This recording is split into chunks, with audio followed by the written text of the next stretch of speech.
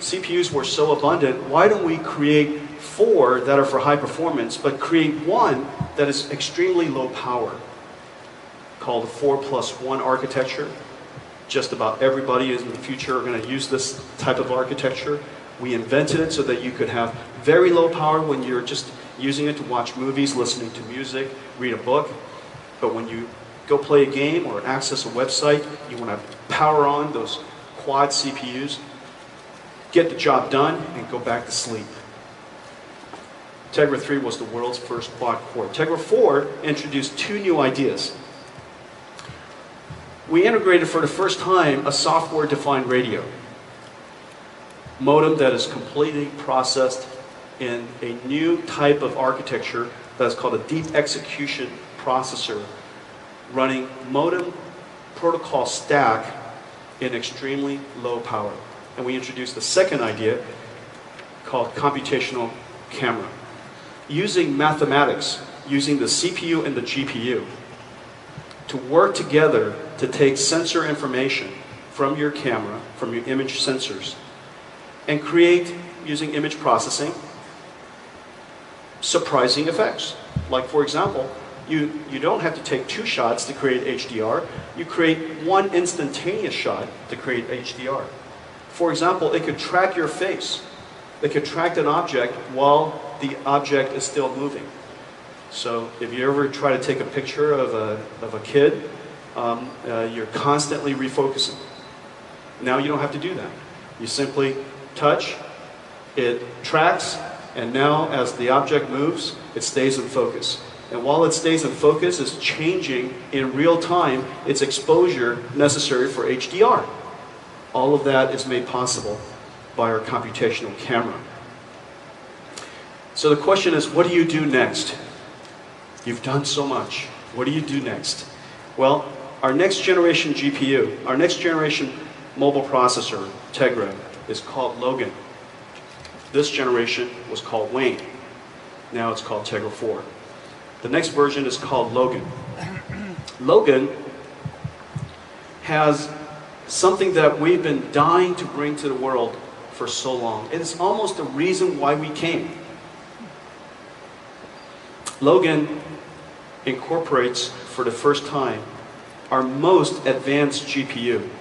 It's the world's first mobile processor with CUDA.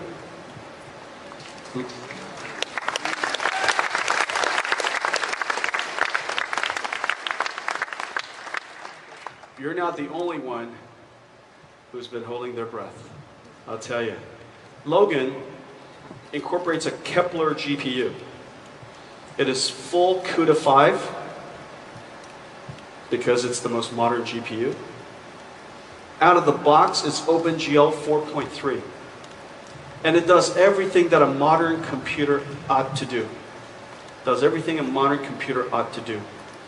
We should see Logan this year, and we should see Logan in production very easily early next year. That's called Logan.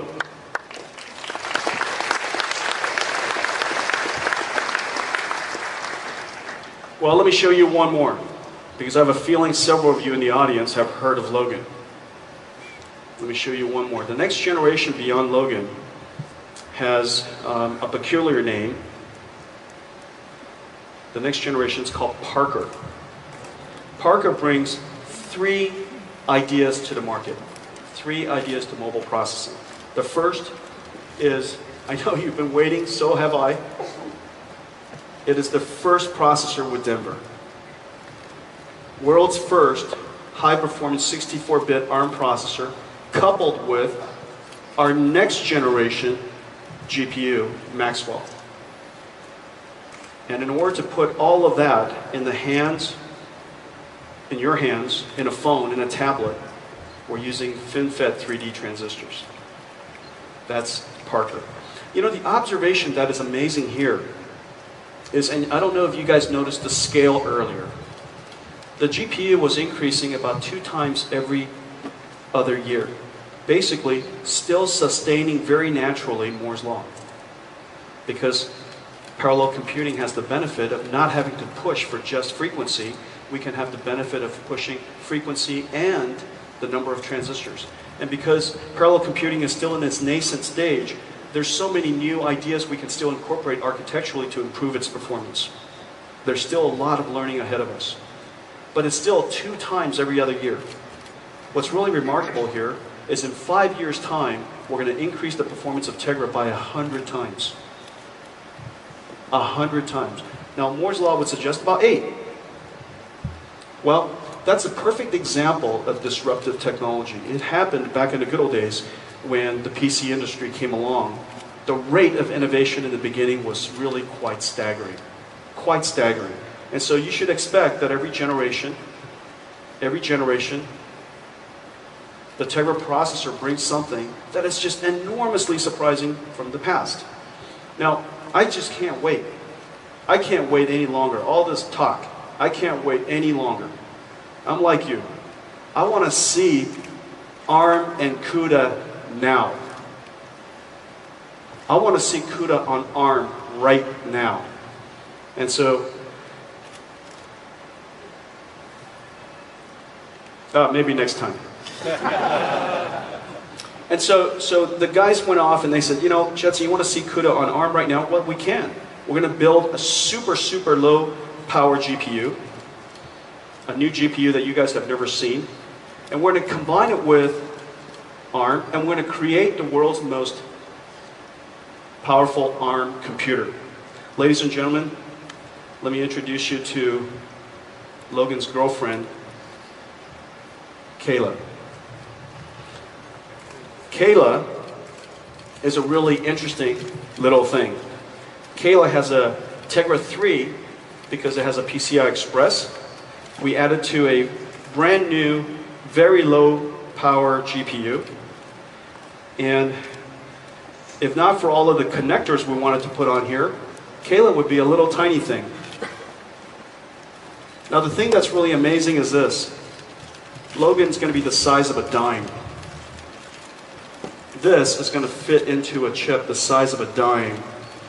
Require no fans, no heat sinks, and will likely be higher performance than Kayla.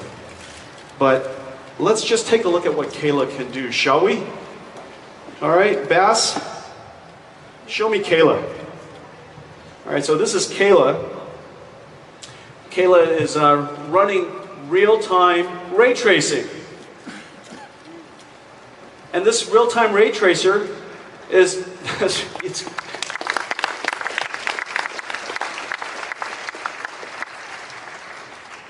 you can see the transparencies, the reflection, the refraction, the caustics. I mean, it's really quite amazingly beautiful. Remember, this is Kayla. Okay, it just launched Smoke. These are all the same demos that we've been showing throughout the years on these massive G-forces and massive Teslas. Oh, wow, you're killing me. OpenGL geometry shaders. The point here is the entire modern software stack that we know of. The most advanced computing software stack we know of. CUDA 5, OpenGL with programmable geometry shaders, Linux, PhysX, physics processing, all running at the same time on this little tiny computer. Pretty amazing. Hey guys, thank you very much. Good job.